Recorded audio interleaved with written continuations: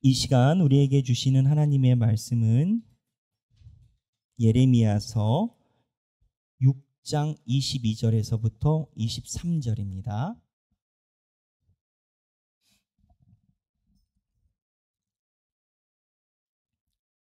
자, 다 함께 성경을 봉독해 보도록 하겠습니다. 읽겠습니다. 여호와께서 이와 같이 말씀하시되 보라, 한 민족이 북방에서 오며 큰 나라가 땅끝에서부터 떨쳐 일어나나니 그들은 활과 창을 잡았고 잔인하여 사랑이 없으며 그 목소리는 바다처럼 포효하는 소리라. 그들이 말을 타고 전사같이 다 대열을 벌이고 시온의 딸인 너를 치려 하느니라 하시도다. 아멘. 이 말씀은 살아계신 하나님의 말씀입니다. 예레미야서에 나오는 분위기와 흐름을 몇 가지로 요약을 하자면, 첫 번째, 너희들은 골든 타임을 놓쳤다. 그래서 두 번째, 망할 것이다 인 겁니다. 그래서 이 예레미야에서 나타나는 그러한 메시지를 보면 사실 이 땅에 있는 인간들이 회복할 것이 없이 운명이 정해진 것처럼 느껴집니다. 그러니까 예레미야의 예언에 의하면 이제는 무너지는 일밖에 남지 않은 것 같습니다. 그래서 여기에서 우리가 조금 한 발짝 떨어져서 관찰하게 돼야 되는 것이 뭐냐면, 우리의 신앙생활이 운명이 정해진 운명처럼 가느냐라는 문제인 겁니다. 때로는 우리 주변에서 많이 듣습니다. 사람들이 무당집을 가고, 또 요즘에는 연애 프로그램에서 뭐 사주팔자 이런 게 많이 나와서 그런 거를 많이 보면, TV나 이렇게 나오는 걸 보면 사람마다 뭐 날이 있고 그다음에 띠가 있고 괴가 있고, 그래서 정해진 무언가가 있다라고 방송 매체에서 이야기를 하는 걸 줄곧 봅니다. 그거를 뭐라고 이야기를 하냐면 운명론이라고 이야기를 합니다. 사실 우리는 운명론에 대해서 코웃음을 치고, 그리고 그러한 무속에 대해서 사람들이 현대 시대에 그런 게 있겠냐라고 싶지만, 지금 우리나라가 그 무속에 의해서 난리가 난 지금 상황 아니겠습니까? 정부의 지도자라는 사람들이 무속을 의지하고, 그 무속이 가지고 있는 기본 패턴이 있습니다. 좋은 날, 좋은 때, 정해진 날에 무언가 바싹 파이팅. 저는 몰랐는데 12월에 계엄이 일어난 게 취임한 지 1000일째 되는 날이라고 하더라고요. 그날을 찍어서 했다라는 설이 있더라고요. 맞는지 안 맞는지는 역사가 평가를 하겠지만, 여하튼 이 무속이라는 패턴이 가지고 있는 구조가 뭐냐? 운명론입니다. 그런데 이 운명론은 기계적으로 정해져 있는데, 이 운명론을 볼 때 우리 기독교인으로서 살짝 애매한 게 있습니다. 우리가 운명론처럼 보이는 신학의 구조가 있기 때문입니다. 지금 이스라엘 백성들이 망할 것이다 라고 하나님이 미래를 정해놓은 것처럼 보인단 말입니다. 근데 하나님이 그러면은 앞으로 이거를 끝장을 내고 미래에 대해서 변이도가 없느냐, 이렇게만 봐야 되느냐라는 고심이 있지만, 기본적으로 우리도 운명론과 비슷한 구조가 있는 게 아닌가라는 그러한 질문이 따라올 수 있습니다. 그렇다면 우리가 가지고 있는 운명론처럼 비슷한 건 뭔가요? 바로 우리 개혁교, 장로교에서 굉장히 중요하게 생각하는 프로비던스라고 얘기를 하는 예정론입니다. 이 예정론이 뭐냐? 칼빈의 예정론은 에베소서 1장 3절에서 7절에 근거를 하고 있는데, 먼저 보면 에베소서 1장 3절입니다. 여기 보면 다 함께 읽겠습니다. 찬송하리로다 하나님 곧 우리 주 예수 그리스도의 아버지께서 그리스도 안에서 하늘에 속한 모든 신령한 복을 우리에게 주시되. 자, 여기 보면 하나님께서 신령한 복을 우리한테 주신대요. 포인트가 신령한 복이에요. 이 신령한 복은 어디에 속했어요? 하늘에 속했어요. 우리 거예요? 아니에요. 우리 거 아니야. 하늘에 속했으니까. 근데 4절 읽겠습니다. 다 함께 읽겠습니다. 1장 4절. 곧 창세 전에 그리스도 안에서 우리를 택하사 우리로 사랑 안에서 그 앞에 거룩하고 흠이 없게 하시려고. 이 복을 주는 계획을 하나님이 언제 정하셨다고요? 창세 전에. 그리고 우리를 택하셨대. 그렇잖아요. 그래서 5절을 읽겠습니다. 그 기쁘신 뜻대로 우리를 예정하사 예수 그리스도로 말미암아 자기의 아들들이 되게 하셨으니. 예정하셨대요. 여기 영어 단어가 predestined라고 나와요. 그러니까는 운명이 예정이 되어 있다라는 건 거예요. 이 메시지에 기독교가 기본으로 갖고 있는 우리 장로교의 메시지는 이런 건 겁니다. 여러분, 우리가 눈에 보이는 하나님을 믿는다라고 고백할 때 여러분은 하나님을 인식하는 능력이 인간에게 있다라고 생각을 하실 수 있을까요? 무슨 얘기냐? 인간은 자기가 가지고 있는 역량과 자기가 가지고 있는 지혜 안에서 사고가 뻗어나갈 수밖에 없습니다. 자기가 가지고 있는 능력 안에서만 인간이 갈 수가 있으니까. 그런데 하나님을 믿는다라는 것은 사실은 이 땅에 실체가 없어요. 하나님을 물건이나 실체처럼 느낄 수가 없어요. 그런데 사람들이 하나님을 믿는다라고 고백을 할 때 정말 하나님을 믿는 사람들은 실체가 없는데 실제로 존재하는 하나님처럼 믿는단 말이에요. 이게 과학적으로 가능하냐고요. 어떤 사람들은 그런 얘기를 해요. 이러한 심리가 자기의 의존감 때문에, 실제적으로 심리적인 의존감 때문에 하나님을 찾아서 내가 원하는 무언가 허상을 만들어놔서 하나님을 의존한다라고 많이 풀이를 해요. 근데 변수가 있어요. 만약에 내가 허상을 의존해서 없는 거를 있는 것처럼 소위 가스라이팅 당해가지고 했다라고 치면 이 신은 나를 위한 획일적인 신이어야 돼요. 무슨 얘기냐? 무속신앙의 운명론과 우리의 차이가 여기에서 근거하는데, 무속신앙의 신앙들은 내가 살아가는 인생에 뭐 요강신이 됐든 접시신이 됐든 얘네들이 나를 도와주면 되는 건 거예요. 방점이 나예요. 그리고 내가 계획하는 것에 신적 능력을 가져서 내 인생에 땡기는 건 거야. 그런데 성경은 그렇게 이야기를 하지 않아요. 기독교의 구조는요, 신앙이 깊어지면 깊어질수록 내 인생을 하나님의 계획에다가 갖다 맞춰.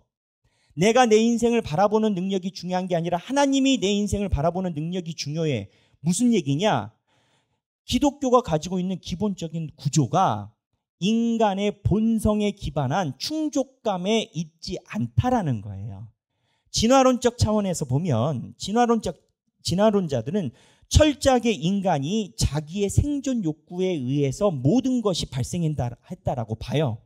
사회가 발생하는 것도, 사람들에게 호혜를 하는 것도 진화론적 입장에서 보면 인류가 잠재적으로 자기의 생존 욕구를 증식시키기 위함이 진화론적 차원에서 모든 사회가 설명이 돼요. 근데 설명이 안 되는 파트가 있어요. 뭐냐면 인간이 보이지 않는 하나님을 위해서 목숨을 던지는 행위는 원숭이는 못한다라는 거죠. 그리고 이게 자충적적으로 되냐라는 거죠. 아니라라는 건 거예요. 무슨 얘기냐? 신앙이라는 것을 잘 관찰해 보면 신앙은 기본적으로 인간 안에서 출사될 수 있는 성격의 것이 아닙니다. 그러니까 성경을 관찰하는 신학자들이 누차 이야기를 하는 것은 에베소서에서 이야기를 한 것처럼 여러분들은 신앙이 뭐 할머니 또는 남편, 와이프, 기타 등등 여건에 의해서 이곳에 앉아 있다라고 생각하지만 칼빈은 그렇게 얘기를 하지 않아요. 칼빈은 뭐라고 얘기를 하냐면 창세전부터 하나님이 택한 사람을 하나님이 예정하여 신앙을 주지 않으면 아무도 하나님의 전에 남아서 예배 드릴 수 없다라는 거예요. 왜? 애초부터 이 신앙은 인간 안에서 만들어낼 수가 없는 거니까. 그래서 장로교는 유아 세례를 하는 건 거예요. 왜 유아 세례를 하느냐? 인간이 부모도 못 알아봐, 하나님도 못 알아봐. 뭐 부모 하나님이 뭐 문제겠어요? 먹는 건지 이게 똥인지 된장인지도 못 가리는 아이인데, 근데 이 아이가 태초부터 하나님께서 정하셨다라는, 아이가 철저하게 인간의 공로가 없는 상태이고 온전하게 하나님의 선택, predestined가 된 상태일 때 하나님의 온전한 섭리가 있다라고 해서 칼빈은 유아 세례를 엄청나게 강조를 했어요. 근데 이 구조를 이야기를 하는 이유가 있어요. 아까 이야기를 했잖아요. 칼빈의 예정론하고 그리고 운명론의 차이가 뭐냐고. 이 칼빈의 예정론이 가지고 있는 그 맥락을 보면요, 미래를 볼 때 내 운명이 정해진 것 같아. 그런데 운명론을 보면 운명론도 사주팔자가 내 정해져 있어요.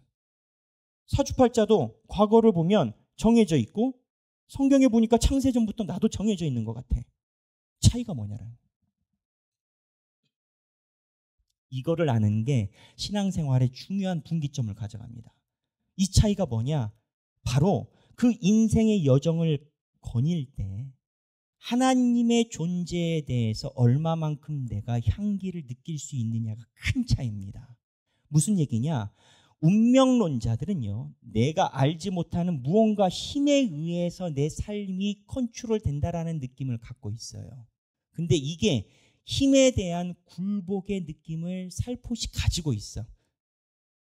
그러니까 내가 알지 못하는 미지의 힘에 의해서 내 인생이 정해져 있다라는 거예요. 이거는 그 운명론을 신봉하는 자에게 의하여 그 삶을 받아들임에 의해서 더 많은 불안과 방향을 잃음을 선사하게 마련이에요. 그런데 하나님께서 나를 창조하셨다라는 섭리론자들은 내가 정해진 목적이 중요한 게 아니야.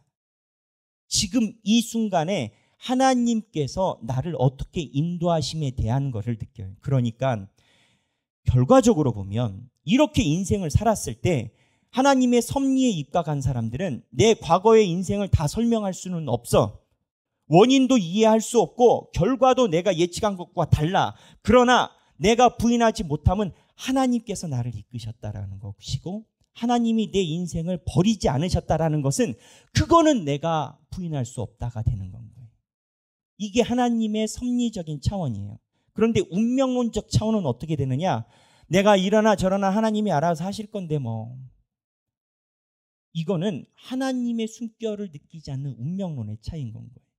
그래서 섭리론적인 예정론과 그리고 내 운명이 정해졌다라고 하나님의 뜻이 없이 살아가는 것이 큰 차이가 있어요.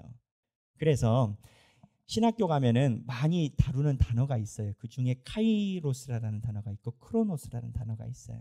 원래 이제 크로노스라는 단어는 기계적인 신, 크로노스라는 신에서 유래한 건데 크로노스는 말 그대로 기계적으로 가는 그러한 시간들을 이야기해요. 그래서 여러분 시계 같은 거 보면 크로노스 타임이라고 하잖아요. 그게 로마 헬라 시대에 나오는 크로노스 신의 관계인 건데 크로노스는 기계적으로 오늘이 있고 내일이 있고 쭉쭉쭉 가는 건 거야. 근데 카이로스는 달라요. 카이로스는 내가 동일 시간에 살아간다 하더라도 이 카이로스는 똑같은 시간이어도 하늘에서 내려진 특별한 시간이다라는 개념을 가지고 있어요. 일반 철학도 그 개념을 가지고 있다고. 무슨 얘기냐? 섭리냐 운명이냐의 차이는 하나님께서 창세전부터 나를 택하심을 내가 얼마만큼 인지를 하느냐에 따라서 완전히 양당 간의 길이 달라져 버린다는 거예요.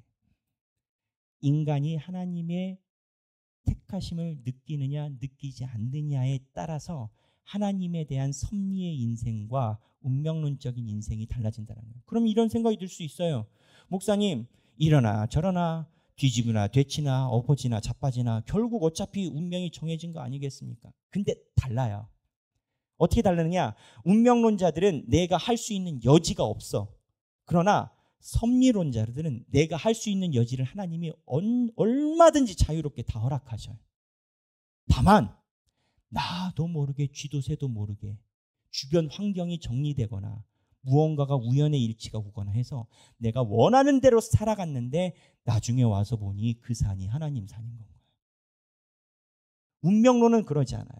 내가 일거수일투족이 신이 기계론적으로 정한 거지만 섭리는 그러지 않아요. 목사님, 제가 젊었을 때 놀고 싶은 대로 다 놀아봤어요. 뭐 얼마나 다 놀겠어요. 그냥 본인 심리가 그렇지. 다 놀아봤는데 너무 공허하고 힘들어요. 그래서 내가 주님을 찾게 됐어요.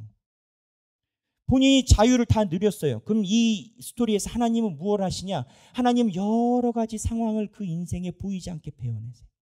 이러한 것이 성경의 족적이 많이 남아있어요. 우리는 우연이라고 이야기를 하지만 하나님은 우연 속이라고 이야기를 하는 역사 속에서 하나님의 손길을 펼치세요. 그거에 대해서 강하게 기록한 것이 에스더예요. 그래서 제가 여러분들과 집중하고 싶은 것은 이 하나님께서 우리 인생을 섭리냐 운명으로냐 가르는 것이 하나님이 주신 신령한 복에 기반한다라는 건 거예요. 누차 얘기를 하지만 칼빈의 신학에 의하면 여러분들이 문고리를 열고 온 거는 여러분들의 자인식이 아니라 인간이 인간의 마음을 몰라요. 그래서 우리는 아침에 일어나서 얼마든지 선택할 수 있어요.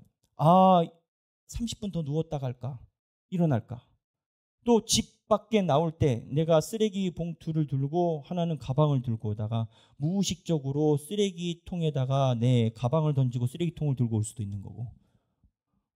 인간은 수없이 많은 선택의 기로에 있어요. 우리는 이것이 모두 다 자연스러운 것처럼 얘기지만 언제나 우리가 선택한 길과 시간은 반대급부적인 시간이 존재했었다라는 걸 얘기를 해요. 이렇게 볼 때 칼빈은 하나님께서 여러분들을 허락하지 않으시면 우연이라는 선택의 기로 속에 이렇게 해서 주님의 전에 절대 못 나온다라는 건 거예요. 그러니까 제가 강조하고 싶은 것은 하나님이 신령한 복을 준 자에게만 이게 된다라는 건 거예요. 근데 이 신령한 복이 주어졌을 때 우리가 생각해야 될 것이 있어요. 자, 생각해 보세요. 신령한 복이 하늘에서 나한테 떨어졌어. 무슨 현상이 나타날까요? 내 몸에 있지 않은 DNA야. 내가 한 번도 접해보지 않은 혈류야. 내가 한 번도 내 몸속에 지녀보지 않은 단백질이야. 그러면 면역 반응이 나타나지 않겠습니까? 면역 반응이 뭡니까? 우리가 감기가 걸리고 코로나가 걸리고 한 이유가 뭡니까? 우리 몸속에 있는 DNA가 경험하지 못한 항체가 우리 안에 들어오기 때문에 그런 거 아니겠습니까? 하나님의 신령한 복이 들어오면 하나님의 신령한 복은 우리 안에 있는 자의 세계에 본인이 들어오시는 건 거예요. 그러면 어떠한 현상이 일어나냐면 간단합니다. 오스왈드 챔버스는 이렇게 표현합니다. 그리스도의 십자가 신령한 복이 우리 안에 들어오면 죄가 우리 안에서 죽던지 또는 하나님의 십자가의 생명이 우리 안에서 살던지를 결정해야 된다라고 얘기를 해요. 하나님의 복음은요, 우리가 가지고 있는 인간의 본성에 충돌을 부르세요. 왜? 우리는 하나님의 신령한 복을 받을 만큼 신령한 인간이 아니거든요. 당연히 십자가가 우리에게 오면 십자가가 우리의 삶에 대한 충돌을 부르세요. 이게 무슨 얘기냐? 하나님의 말씀에 대해서 주목하고 하나님의 말씀이 내 귀에 들려오기 시작하면 하나님의 말씀이 나에게 욕을 한다고요. 십자가의 말씀대로 살 것인지 네가 네 맘대로 살 것인지를 욕을 한다는 거예요. 이런 측면에서 보면 교회 생활을 하면서 한 번도 평생 내가 교회 예배를 드리면서 내 마음에 찔리는 설교가 한 번도 없었다. 30년을 살아도 40년을 살아도 목사님이 갈 때마다 내 마음을 위로해주고 내 마음을 평안하게 해주고 그러한 신앙생활의 경험만 있지 말씀이 나를 콕콕 찌르는 경험이 없었다. 한번 생각해 봐야 돼요. 왜? 십자가의 복음은 이질적인 건 거예요. 신령한 복은 우리 것이 아니에요. 신령한 복은 창세전부터 우리 안에 세팅이 된 건 거예요. 세팅이 됐는데 어떻게 우리 안에 있는 본성과 충돌을 안 갖냐고. 우리 안에 본성이 죄된 본성인데 성스러운 신령한 복이 왔는데 역설적으로 이야기를 하면 신령한 복으로 인해서 충돌을 받게 된다라는 것은 내 안에 십자가가 있다라는 역설인 건 거예요. 또한 그 역설에 다시 역설로 간다면 30년, 40년을 살아도 언제나 들었던 말씀이고 내 안에 내가 잘 아는 거고 자, 목사님 저렇게 하면 저렇게 가겠네? 추정이 될 수 있는 수없이 많은 테크닉과 전통과 설교 들음에 대한 노하우가 있다면 신앙생활을 다시 한번 고심을 해봐야 된다. 그래서 오스왈드 챔버스는 그 이야기를 해요. 십자가의 복음이 우리 안에 들어왔을 때 이 자리가 죽던지 십자가가 죽던지 우리 안에 있는 신령한 복음이 죽던지 아니면 내가 죽던지 둘 중에 하나만 결정하게 되는 자리가 온다라고 얘기를 했잖아요. 여러분들이 복음을 받아들이면 여러분들이 복음이 안에 들어오면 내 마음의 불편함으로 인해서 내가 제압이 되든지 복음이 불편해서 복음을 죽여버리던지가 된다는 거예요. 그래서 십자가가 내 안에 들어왔을 때 오스왈드 챔버스가 인간을 바라보는 눈은 이 십자가의 복음이 얼마만큼 자생하느냐에 따라 문제인 건가요? 근데 이 십자가의 복음이 만약에 이 사람에 대한 강한 의지를 가지고 있다. 그러면 어떤 현상이 나타나겠어요? 이 십자가의 항체가 들어간 인간의 몸에 이 인간에 대한 십자가의 복음을 세우겠다라고 강한 의지를 갖고 있으면 어떻게 되겠어요? 죽여요. 인간이 가지고 있는 본성을 죽여요. 무너뜨려요. 내가 가지고 있는 건 모든 거를 다 엎어버려요. 그래서 십자가의 복음이 내 안에 들어옴이 세상적인 눈으로 보면 재앙일 수도 있습니다. 하지만 성경은 십자가가 죽지 않고 살았으니 너에겐 축복이다라고 얘기합니다.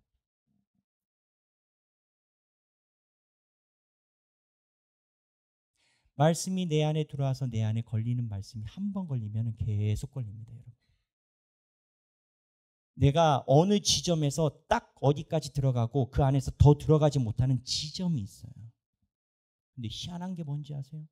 내가 만났던 그 지점이요, 1년 후에 또 만나고 2년 후에 또 만나요. 왜?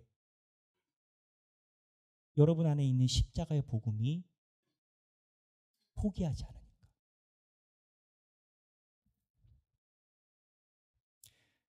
그래서 이런 관점에서 보면 우리가 가지고 있는 삶의 고난과 고통은 축복이다라고 이야기를 하는 거예요. 왜 축복이다라고 표현하는지 아세요? 인생의 마지막, 십자가가 내 안에서 살아야 되느냐 살지 말아야 되느냐, 그 마지막 순간에 사람은 가장 중요한 것을 선택하게 되어 있습니다. 제가 목사이지 않습니까? 뭐 그렇게 많은 경험이 있냐라면 제가 젊은 나이니까 많은 경험은 없습니다만, 임종을 앞두고 있는 분들이 목회자에게 신방을 요청하는 경우들이 있습니다. 그러니까 말이 참 어렵지만 호스피스 병동에 있어요. 본인도 얼마 남지 않음을 알아. 가족들도 알아. 근데 저를 불러요. 그러면 임종을 앞에 두고 있는 분들이 목회자와 대화할 힘이 있을 때 가장 마음속에 갈망 갖고 있는 게 뭔 줄 아세요? 목사님, 내가 영원한 생명에 들어갈 수 있나요? 이거예요. 우리가 십자가 외에도 의지하는 것을 많이 가지고 살아가요. 김진혁 교수가 지금 우리가 믿는 것들에 대하여라는 책에서 우리의 사도신경을 우리가 날마다 배우고 있어요. 배우고 있는데 이 김진혁 교수가 나는 전능하신 하나님 파트에서 언급하는 바가 있어요. 뭘 언급하느냐? 성경을 보면요, 이스라엘 백성들이 처음부터 하나님을 온전하게 섬긴 것이 아니었다라는 거예요. 이스라엘 백성들이 아브라함 봐보세요. 본토 아비 집을 떠나 내가 내게 지시할 땅으로 가라. 아브라함의 아버지는요, 신앙의 기록이 없어요. 그래서 대부분의 신학자들은 하나님 안 믿었다라고 봐요. 그러면은 아브라함의 아버지가 하나님을 안 믿었으면 아브라함의 신앙의 태도가 어땠을까요? 하나님의 이질적인 게 들어오니까는 아브라함이 그것의 이질적인 것을 견뎌내면서 살아가야 되는데, 성경에 보면 희한하게 아브라함의 자손인 야곱이 라헬과 레아를 데리고 라반의 집에서 탈출할 때 보면 우상 신상을 숨긴 사건이 기록이 있습니다. 우상을 가지고 숨기고 이동했어요. 다윗이 사울의 칼날을 피해서 도망하려고 할 때 자기가 살고 있는 집에 사울의 군대가 쳐들어왔었는데, 그때 다윗이 아내 미갈이 살려주고 창문으로 빼냈을 때 미갈이 다윗이 침대에 누워있는 것처럼 숨기려고 해서 어떻게 했어요? 우상신상을 침대 위에다가 놓고 가렸어요. 사람이 있는 것처럼. 최소 다윗의 키만큼 됐겠죠. 이게 무슨 얘기냐? 아니, 세상에 다윗의 신혼집에 우상신상이 있는 건 거예요. 신앙인들이 처음에는 다신교적 상황이었다가 태길신론적 상황에 있었다라고 이야기를 해요. 태길신론이 뭐냐면, 내가 하나님을 믿어요. 하나님을 51% 믿어. 내가 하나님께 가장 많은 점수를 드려. 하지만 49%짜리 따로 있어. 내 통장 계좌. 30%짜리 내 자녀. 20%짜리 내 직장. 10%짜리 내가 가지고 있는 기타 등등.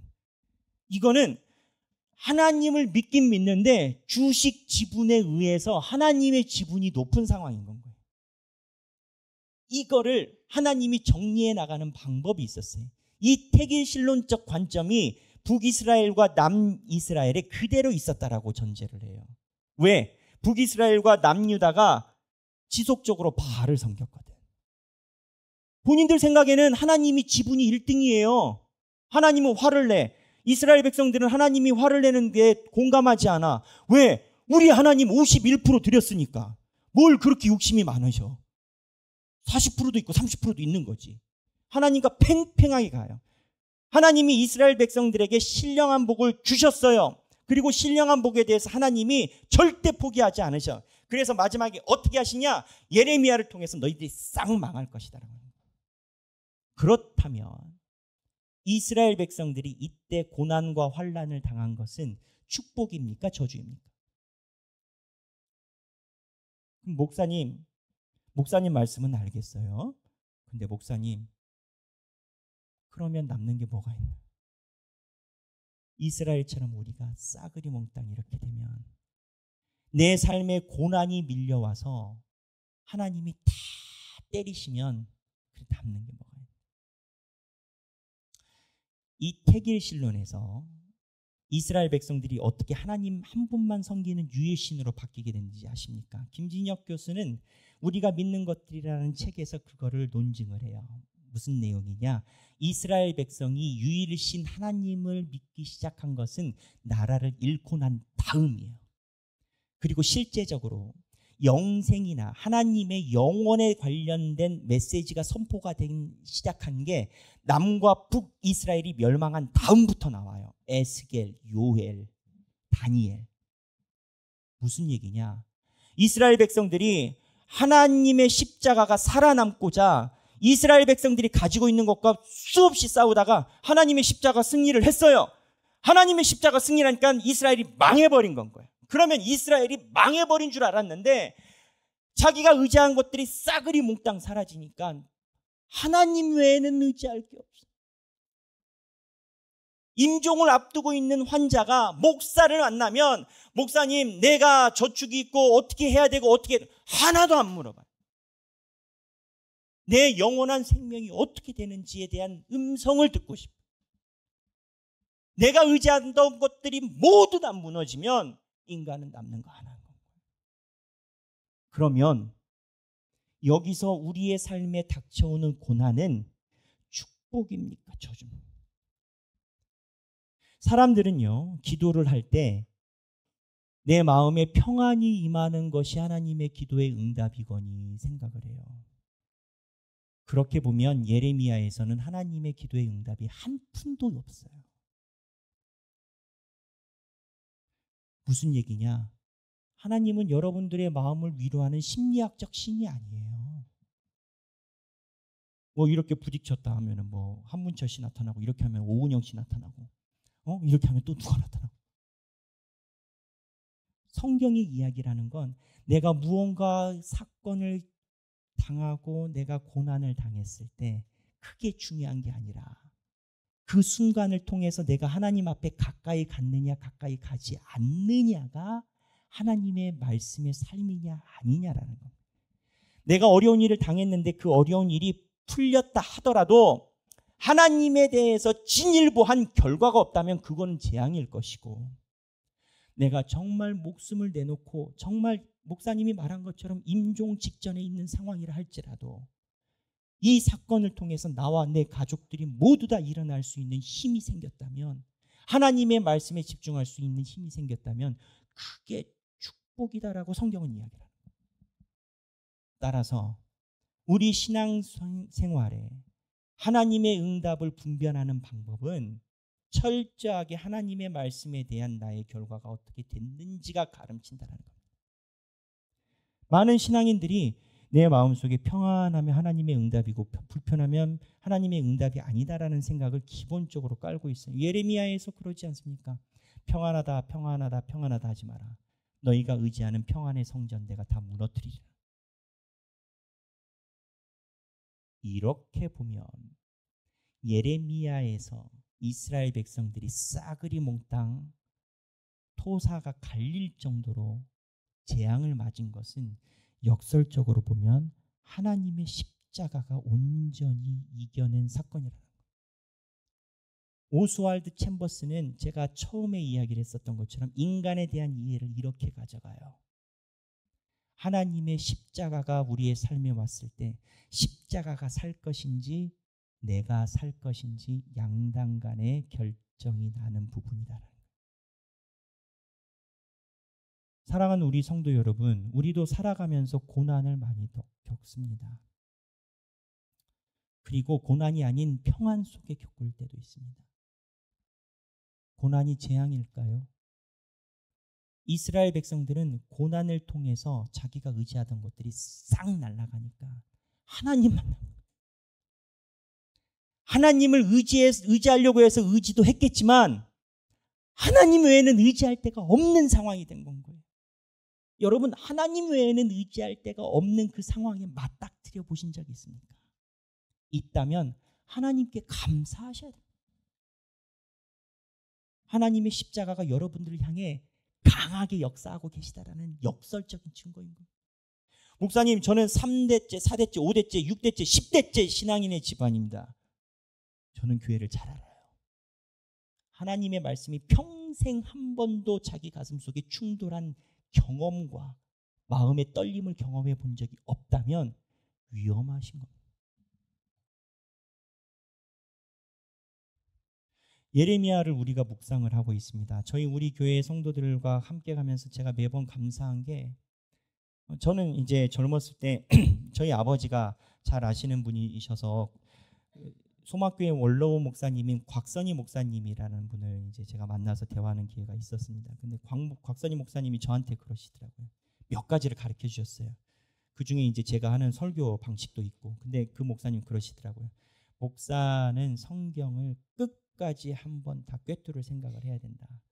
그리고 그분은 그러셨어요. 저보고 나는 스펄전을 통해서 다 성경을 꿰뚫었다 그러시더라고요. 그러면서 저보고 네가 목회자를 하면서 성경에 대해서 집중을 해야 된다. 그래서 저는 이제 그러한 소명을 가지고 이제 성경을 보고 있고, 우리가 날마다 이렇게 성경을 보는 것이 우리 하길교회의 축복이라고 생각을 해요. 이거를 왜 길게 이야기를 하느냐? 아니, 요즘에 예레미야를 보는데 맨날 혼나. 마음속이 힘들어. 예레미야 말대로라면 내 신앙생활이 너무 어려운 것 같아. 근데 어떻게 성경의 순서대로 가니까 얘기를 해야지. 그런데 오스왈드 챔버스의 견해와 제가 이야기를 했었던 칼빈의 섭리와 이런 모든 것을 종합해서 보면 하나님의 말씀이 내 마음속에 와서 충돌이 되는 것은 오히려 하나님께서 나에게 주신 십자가가 내 안에서 사라지지 않고 힘을 발휘하고 있다라는 역설이라. 고난이 다가왔을 때 내가 하나님 앞에 온전히 나갈 수 있다면 하나님의 축복이요, 내가 시간이 많고 여유가 생겨서 살다 보니 하나님이 멀어진다면 재앙이라는 거예요. 사랑하는 우리 하길교회 성도 여러분, 우리 삶에 당면하는 모든 문제가 우리의 십자가가 내 안에서 어떻게 발현이 되는지를 분간하는 순간입니다. 그 순간에 하나님의 십자가가 발현이 되는 사람이라면 아까 얘기를 했던 운명론이 아니라 카이로스에 입각한 하나님의 인생의 섭리 안에 내 인생이 놓여져 있음을 알아야 됩니다. 하나님이 그려놓은 인생에, 하나님이 그려놓은 예정된 삶에 내 삶이 그 위에 놓여져 있음을, 하나님의 섭리를 내가 알게 된다라는 겁니다. 우리 사랑하는 우리 하길교회 성도 여러분들, 언제나 주님 안에서 고난을 통해 내 십자가가 죽는 것이 아니라 내 안에 있는 십자가가 왕성하여 하나님 곁에 더욱더 다가가는 삶이 되시길 주님의 이름으로 축원합니다. 우리 이 시간에 함께 찬양 부르기를 원합니다. 믿음과 삶이라는 찬양입니다. 이 찬양의 가사를 보면 그렇습니다.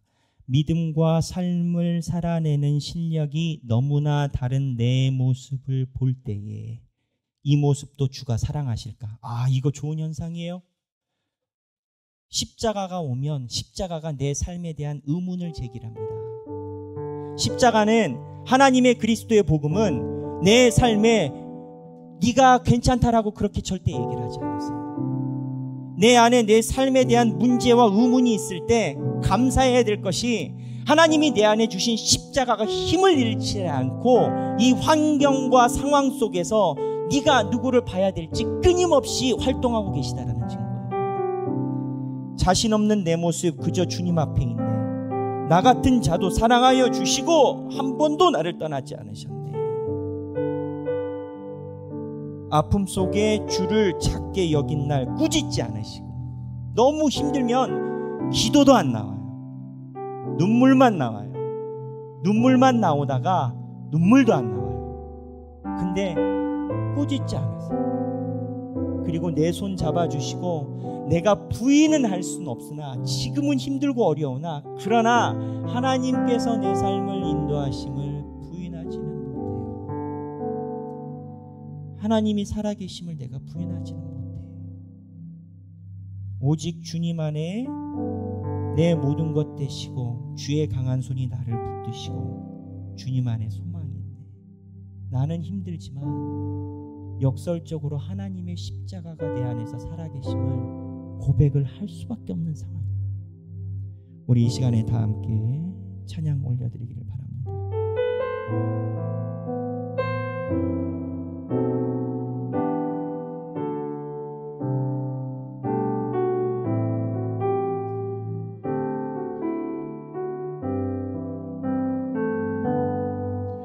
믿음과 삶을 살아내는 실력이 너무나 다른 내 모습을 볼 때에 이 모습도 주가 사랑하실까. 자신 없는 내 모습 그저 주님 앞에 있네. 나 같은 자도 사랑하여 주시고 한 번도 나를 떠나지 않으셨네. 아픔 속에 주를 작게 여긴 날 꾸짖지 않으시고 내 손 잡아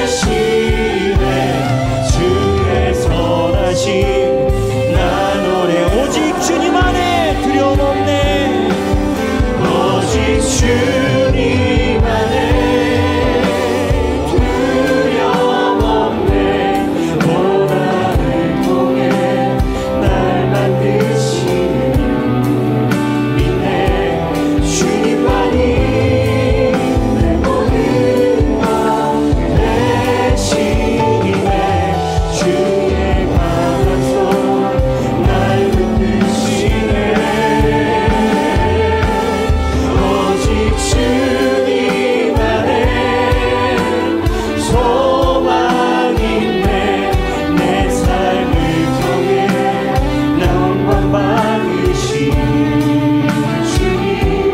주님만이 내 모든 것 되시네. 주의 성.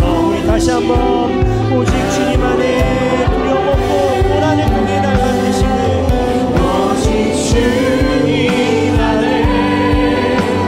두려움 없네. 고난을 통해 날 만드시네. 믿네. 주님만이 내 모든 것 되시네. 주의 강한 손 날 붙드시네.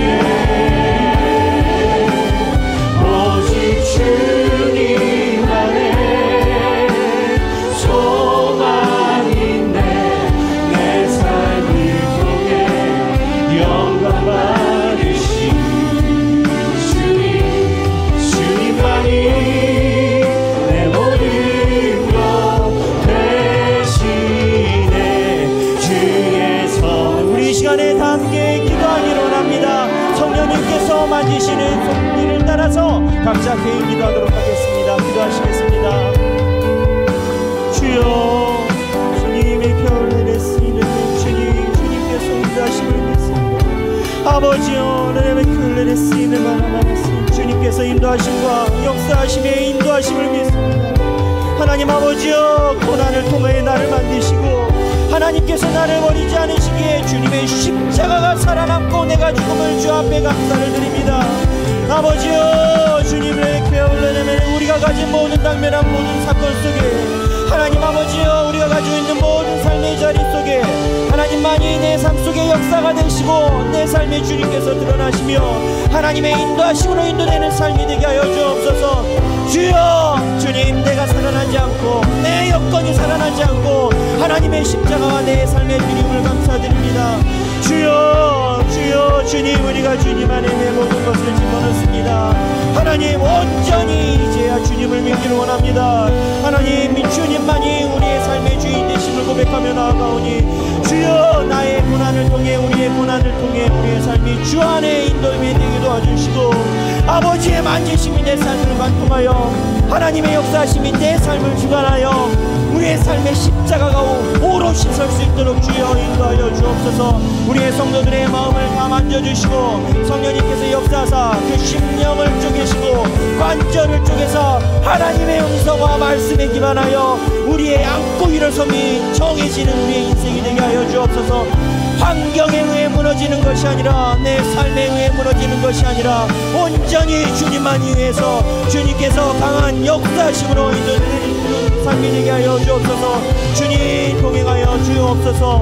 주님 인도하여 주시고 동행하여 주옵소서.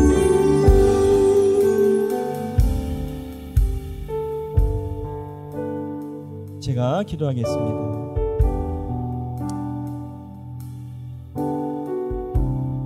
하나님 아버지, 고난을 통해 하염없이 흘렸던 그 시간을 통해 나를 만드시고 십자가가 변하지 않고 오롯이 살아있음을 우리들에게 보여주심에 감사합니다. 하나님 감사합니다. 그 자리에서 내가 살아남지 않고 하나님의 십자가가 살아나게 하심에 감사합니다.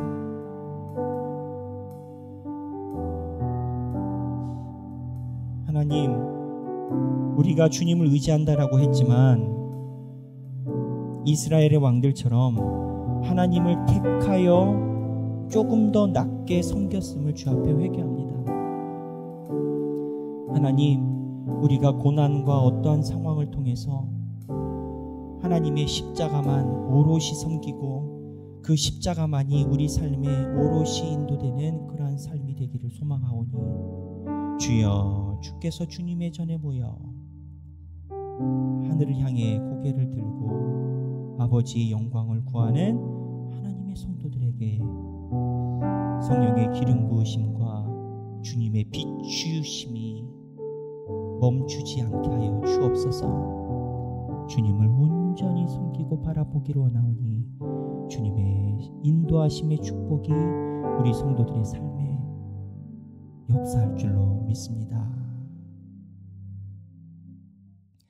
이제는 우리 주 예수 그리스도의 은혜와 하나님 아버지의 극진하신 사랑과 성령님의 감동감화 교통하심이 내가 너를 창세 전부터 택했고 신령한 복음을 주어 그 십자가가 네 삶에서 무너지지 않게 인도하였다 라는 주님의 음성에 귀를 기울이고 삶을 걸어가기 원하는 사랑하는 모든 주님의 백성들 머리 위에 지금으로부터 영원토록 함께 계시길 성부와 성자와 성령의 이름으로 간절히 축원하옵나이다.